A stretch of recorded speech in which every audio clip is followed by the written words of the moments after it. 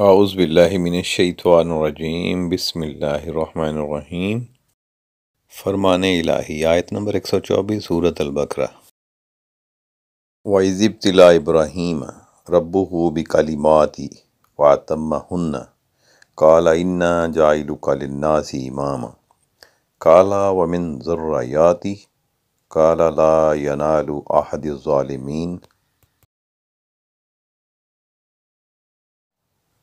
اور وہ وقت یاد کرو جب ابراہیم کو ان کے رب نے کئی باتوں سے آزمایا تو انہوں نے وہ پوری کر دیں۔ اس پر اللہ نے فرمایا، میں تمہیں لوگوں کا پیشوا بناؤں گا۔ انہوں نے عرض کیا، کیا میری اولاد میں سے بھی؟ ارشاد ہوا، ہاں، مگر میرا وعدہ ظالموں کے لیے نہیں پہنچتا۔ فرمان الہی، آیت نمبر 125، سورۃ البقرہ۔ وَإِذْ جَعَلْنَا الْبَيْتَ مَثَابَةً لِلنَّاسِ وَأَمْنًا وَاتَّخِذُوا مِن مَّقَامِ إِبْرَاهِيمَ مُصَلًّى وَعَهِدْنَا إِلَىٰ إِبْرَاهِيمَ وَإِسْمَاعِيلَ أَن طَهِّرَ بَيْتِيَ لِلطَّائِفِينَ وَالْعَاكِفِينَ وَرُكَّعِ السُّجُودِ۔ اور جب ہم نے اس گھر کو لوگوں کے لیے رجوع کا مرکز اور جائے امان بنا دیا اور حکم دیا کہ ابراہیم علیہ السلام کے کھڑے ہونے کی جگہ کو مقام نماز بنا لو، اور ہم نے ابراہیم اور اسماعیل کو تاکید فرمائی کہ میرے گھر کو طواف کرنے والوں اور اعتکاف کرنے والوں اور رکوع و سجود کرنے والوں کے لیے پاک صاف کر دو۔ فرمان باری تعالیٰ، آیت 193، سورہ آل عمران۔ وَتَوَفَّنَا مَعَ الْأَبْرَارِ، اور ہمیں نیک لوگوں کی سنگت میں موت دے۔ فرمان باری تعالیٰ، آیت 190، سورہ آل عمران۔ لَآیَاتٍ لِأُولِي الْأَلْبَابِ، عقل سلیم والوں کے لیے اللہ کی قدرت کی نشانیاں ہیں۔ دوستو، اس میں سمجھنے والی یہ چیز ہے، آیت نمبر 24 میں اللہ پاک فرماتے ہیں، میں تمہیں لوگوں کا پیشوا بناؤں گا، اور اس کی اگلی آیت میں اللہ پاک فرماتے ہیں لوگوں کو پیشوا، مطلب ابراہیم کے کھڑے ہونے کی جگہ کو مقام نماز بنا لو۔ یہ ایک بڑا مخفی سا اشارہ ہے کہ پیشوا مرشد کو، پیشوا کو جہاں پر وہ کھڑے ہوتے ہیں اس جگہ کو اپنی نماز کی جگہ بنا لو۔ یعنی کہ وہ کھڑے تو ہوتے ہیں تو وہ نقش پا ہوگا نا، ان کا قدم مبارک ہوں گے نا وہاں پر، تو وہ جگہ آپ کی نماز کی جگہ ہے۔ یہ آیت نمبر 24 سے 25 پر یہ اشارہ واضح ہو رہا ہے۔ دیکھنے والی بات یہ ہے کہ اللہ تعالیٰ نے نشانیاں دی ہیں اپنی، لیکن عقل والوں کو۔ تو ابراہیم علیہ السلام کو پہلے پیشوا قرار دیا گیا، تو جن لوگوں کو یہ بھی تکلیف ہوتی ہے نا، یہ بابے ہیں، یہ ایسے ہیں، یہ بابے جتنے بھی ہیں نا، یہ ابراہیم علیہ السلام سے لے کے یہ سب سے بڑے بابے ہیں ابراہیم علیہ السلام، وہ جد ہیں۔ جتنے بھی بابے ہیں، جتنے بھی اولیاء اللہ ہیں، جتنی بھی سادات ہیں، یہ سارے اولیاءوں کی جد ہے۔ جتنے بھی بابے ہیں نا، ان کے دادا جی ہیں، یہ بڑے بابا جی ہیں۔ تو بابا جی جس جگہ پہ کھڑے ہیں نا، یہ بابا جی جد ہے، جو بابا جی یہ ابراہیم علیہ السلام، وہاں پر اللہ نے کہا ہے کہ جہاں پر یہ ابراہیم علیہ السلام کھڑے ہیں وہاں پر آپ نے نماز ادا کرنی ہے، جہاں پر ان کے قدم ہے، کہ ان کو اس اپنی نماز کو قیام گاہ بنا لو وہاں پہ۔ پھر انہوں نے آگے دعا کیا کہ میری اولاد میں سے بھی پیشوا ہوں گے، کہ اس تو اگے بھی بابے آن گے، وہ جن کو تکلیفیں ہوتی ہیں کہ وہ علمی اور کتابی باتیں کریں گے، تو علم کتاب بھی بابوں کی طرف لے کے جا رہا ہے ہمارے بابے۔ انہوں نے بولا کہ آگے بھی میرے بعد میں دعا کرتا ہوں کہ مزید میری اولاد میں سے پیشوا بنانا۔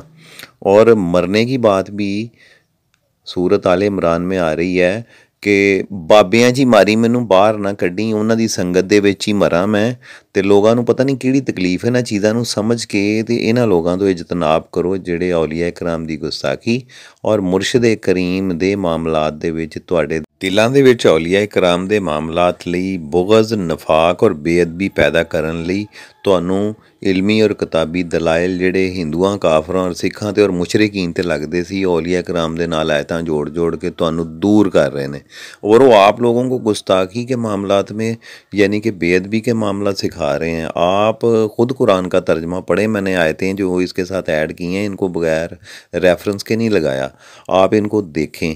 آپ کائنات میں جتنے بھی بابے دیکھیں گے نا، تو ہر بابے کا، یعنی کہ میں مثال کے طور پہ سلطان العارفین رحمۃ اللہ علیہ، شہباز قلندر ہیں، حضرت خواجہ معین الدین چشتی اجمیری ہیں، حضرت علی اجویری داتا گنج بخش ہیں، حضرت بابا فرید الدین گنجا شکر ہیں، جتنے بھی اولیاء کرام ہیں، بڑے اولیاء کرام ہیں، سیدی عبد القادر جیلانی، پیران پیران، ان سب کے جد ہیں وہ، جتنے بھی اولیاء کرام سب کے جد ہیں۔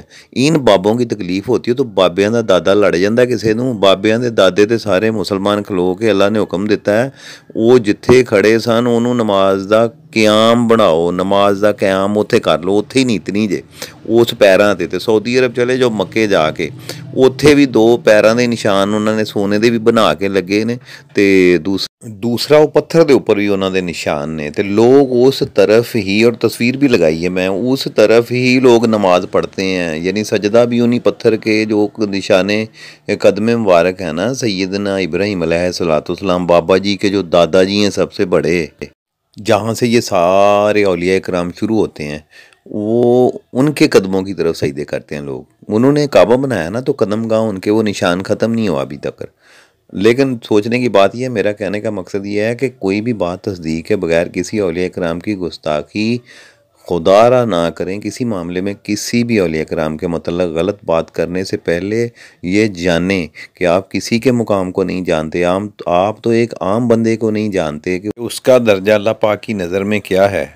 اور یہ لوگ تو وہ ہیں، اللہ تبارک و تعالیٰ نے قرآن پاک میں ارشاد فرمایا، الا ان اولیاء اللہ لا خوف علیہم ولا ہم یحزنون، میرے اولیاء کو نہ کوئی خوف ہے نہ حزن و ملال، اور جن کو خوف ہے وہ ان کی گستاخی کر رہے ہیں، اور جن کو خوف نہیں ہے ان کے متعلق بجائے فیوز و برکات حاصل کرنے کے لیے بیعت بھی کر رہے ہیں۔ جب تک آپ کو کسی چیز کا علم نہ ہو تب تک آپ کسی کے متعلق غلط بات نہ کریں، کیونکہ ان لوگوں کا تو جاتا کچھ نہیں ہے لیکن انسان کا اپنا رہتا کچھ نہیں ہے۔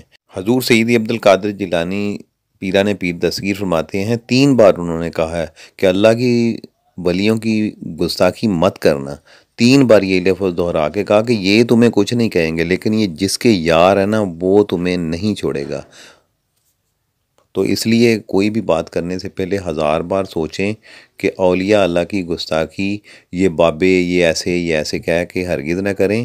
آپ نماز میں ان کو سلام علینا وعلی عباد اللہ الصالحین کہہ کر سلام کرتے ہیں، آپ اگر نہ کریں گے تو نماز بھی نہیں ہوتی۔ ان بابوں کی شان اتنی اونچی ہے، تو لہذا ہر چیز کو، آیات کو، قرآن کو بغور پڑھیں، اور بغیر تصدیق اور سنی سنائی باتوں پر یقین کرنے کے بجائے، بیعت بھی کرنے کے بجائے خاموش ہو جائیں، اور ان کی برکت سے اللہ تبارک و تعالیٰ کی بارگاہ میں ان کے وسیلے سے دعا کریں اور زندگی اور آخرت کو بہتر بنانے کی کوشش کریں۔